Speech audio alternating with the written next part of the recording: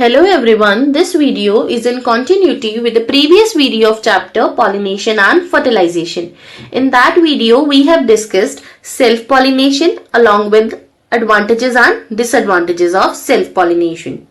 Now, in this video, the learning objectives will be cross-pollination, various adaptations of cross-pollination, agents of cross-pollination along with its advantages and disadvantages. Now students, open page number 4.2 of your books.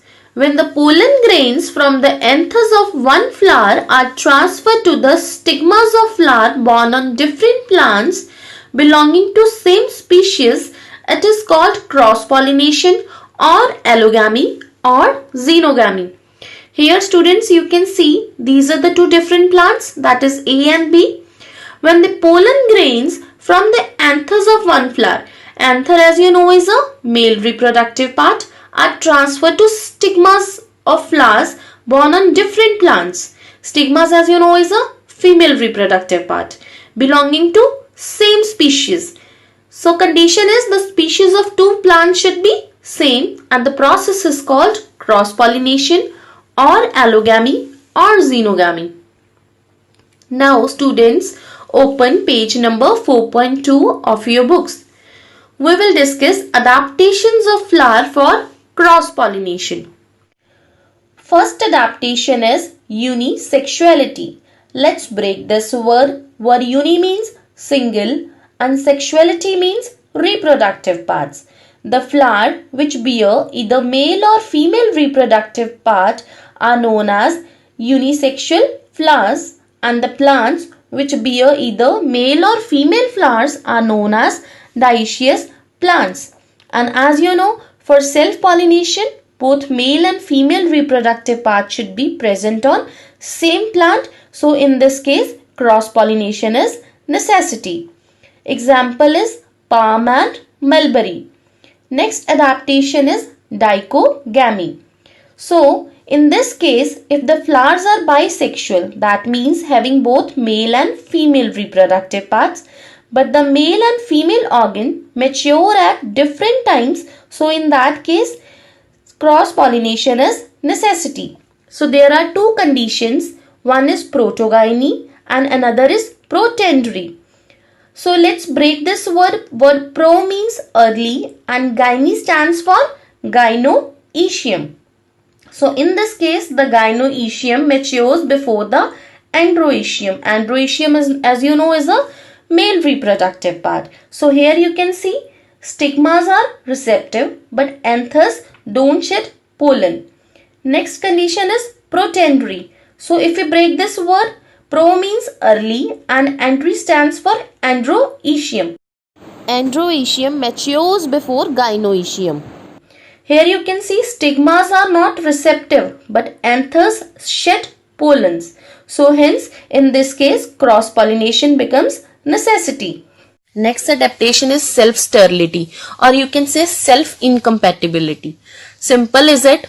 Pollen grains of one flower are incapable of growing over the stigma of same flower due to presence of similar sterile genes. Easily I can explain like this. These are the same genes S1 of pollens and same gene as that of stigma S1. So it is not capable of forming a pollen tube, hence no fertilization. And same in this figure, you can say the genes are same, hence there is self-incompatibility, no self-pollination is possible, and that therefore they need to have a cross-pollination. Best example is potato, orchid. Orchid is basically a decorative flower. Next is hercogamy. Hercos means a barrier. Here you can see students, this approach hercogamy. In this case, female part is much more of length as compared to the male part, right? So approach of pollens from anther to stigma is not possible. Hence self-pollination is not possible. So they need to have cross-pollination. You can simply say whenever there is a structural barrier, that is known as hercogamy. In third figure you can see they are approximately of the same length. Pollens can be easily transferred from anther to stigma Hence, no hercogamy is there and they can easily self-pollinate. Next adaptation is heterostyly. If we break this word hetero means different and stylo means length of style. Here you can see style is very long as compared to anthers, so it is very difficult for pollens to land on stigma. But if in this case, if we see style is very short as compared to anthers, in this case it is also very difficult for pollens to land on stigma, so they need to have cross pollination.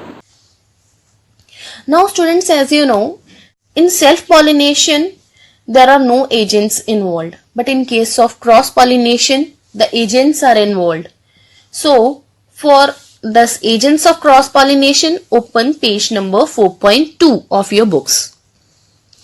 Pollination could be conducted by two agents. One are abiotic and another are biotic. This abiotic simply signifies that these are the non-living components, like that could be wind or water. And biotic components, that are living components, that are insects, birds, bats and other vertebrates. So firstly we will discuss about abiotic factors. Students, whenever the agent of pollination is wind, this is known as anemophily. So as you know, for the pollination by wind, they need not to attract the wind, so the flowers need not to be large, nor showy, nor bright colored. And pollen should be produced in large quantities because probability is always very less in this case. And the pollen should be light in weight so that they can easily travel by the way of wind. Example are maize, bamboo and pine. Let's discuss wind pollination in maize. The cluster of male flowers are born at the apex. Apex, as you know, is a tip. The female flowers are born near the base in the axil of the leaf. The male flowers produce large quantity of pollen grains. These pollen grains are drawn by the wind and these pollens land on stigma of the neighboring plant and thus results in cross-pollination. Next is hydrophily. As it simply see, hydro means water. When the agent of pollination is water, this is known as hydrophily. So as discussed, flower need not to be large, nor showy, nor bright colored. The pollen should be produced in large quantity, should be light in weight so that it can easily transferred by the way of water. Best example is Hydrilla and Vallisneria. If we talk about hydrophily in Vallisneria, the plants are dioecious. Dioecious means plants either have male or female flower. Female flower have long stalks. Here you can see this is a female flower having long stalks, whereas male flowers are having short stalk and are submerged. Male flower detached from the parent plant and carried to female flower by water currents. Here you can see floating male flowers and they are carried to female flower by way of water currents and thus results in cross-pollination. Now let us discuss entomophily. In this case, the agent of pollination is insect. The flowers are bright colored. Flowers, if not bright colored, should be strongly scented to attract insects. Flowers have nectaries which secrete nectar, which is a sugary fluid. Flower produce small number of pollens and surface of stigma is also very sticky. The pollens have rough and sticky surface. Example is China rose, lotus, roses. Insect pollination in salvia. Pollination in salvia is brought about by bees for which it has specialized floral mechanism. The flower has two-lipped corolla with two protandrous stamens attached to the corolla tube. And as you know, corolla is a second wall of flower formed by a group of petals. Only one lobe of each anther is fertile, whereas the other sterile lobe forms a plate. It lies at the mouth of the flower just above the lower lip of the corolla. When the insect or bee enters the corolla tube, it pushes the lower sterile anther lobe upwards.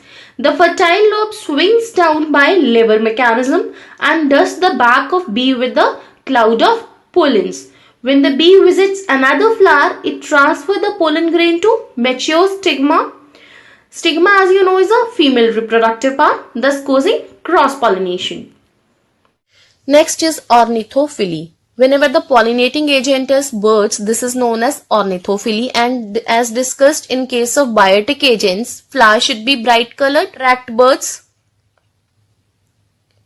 Here you can see this is a very bright colored flower which attracts this bird. Right? It's having a nectar. Pollen should not be in large quantity. Right?